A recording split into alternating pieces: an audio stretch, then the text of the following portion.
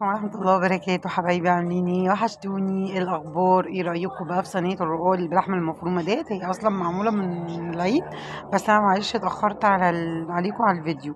تعالى نشوف هنعمل الجمال القمر اللي قدامكم ده ازاي. سهل، مفيش أسهل من الرقاق. عندك رقاق متكسر، عندك رقاق متدغدغ، مفيش حاجة هتقف معانا طبعا. احنا هنعمله ومقولكوش هيبقى عامل ازاي. بصوا المنظر ده، وهتشوفوا أصلا الرقاق معمول ازاي. الاول تعالوا نعصج اللحمه. انا قلت هعصجها معاكم لانها سهله، بس يلا. انا جبت بصلتين حطيتهم وحطيت عليهم نص كيلو من اللحمه، وبهارات بقى اللي هي بهارات اللحمه والفلفل الاسود والملح، وحطيت اللهم صل على النبي بهارات لحمه او جوز الطيب. بصوا، وفص صغنن كده من الثوم بيديها طعم حلو قوي قوي قوي، وبابريكاه والكلام دوت. تمام. هنسيبها على النار شويه عقبال، بس طبعا انتوا عارفين ان اللحمه المفرومه ما بتاخدش وقت خالص. حلو لحد كده، حلو لحد كده.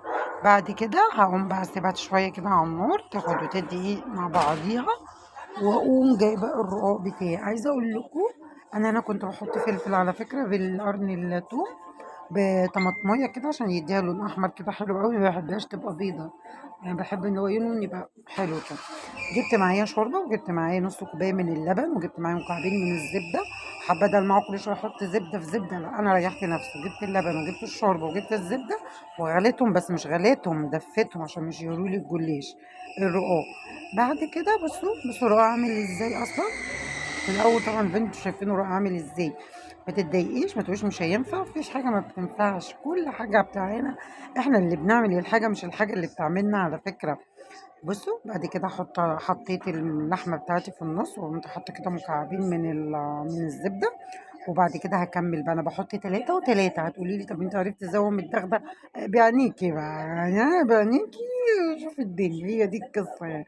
يعني انت شوفي بعينيكي كده، اول رق هيبقى رقاقه المكسره، تاني رق كده يعني. بعد كده انا هكمل بقى على نفس النمط بتاعي. واقوم انا كده خلصت خلاص، وقمت جايه حطيت كبشه كده من الشوربه، وحطيت برده مكعبين كده من الزبده. بحب الزبده جدا في الاكل.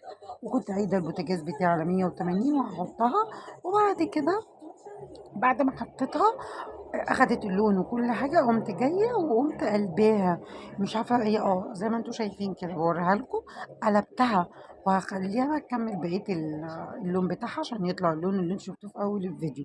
يبقى انا بعد ما خلاص لقيتها استوت، رحت جايه وقلباها، وقمت خليتها اخدت اللون القمر ده. بصوا جمال. ده شغل فاخر من الاخر، ما فيهوش كلمه. عايزه اقول لكم ما قعدش من حلاوته. كانك بتاكلي بيتزا فطير مشلتت، تحفة بجد، مورق رهيب.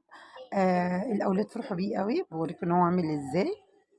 أنا بقى كنت بدوق بقول لكم خطير خطير خطير. شغل فاخر يا جماعة. اعملي كده زي ما قلت لك، ما تقوليش ده مكسر انا مش هعرف اعمل. لا، لزقي. هو عباره عن ايه؟ الرقاق ده عجين. اول ما يتعمل مع الشوربه هيتلصم في بعضه. ده كان الفيديو بتاعي النهارده، فيديو الرقاق الحلو الجميل العسل. لو الفيديو بقى عجبكم متنسونيش بقى في كده في لايك حلو منكم. اشوفكم في فيديو جديد من نوعات سيري صلاح، والسلام عليكم ورحمة الله وبركاته.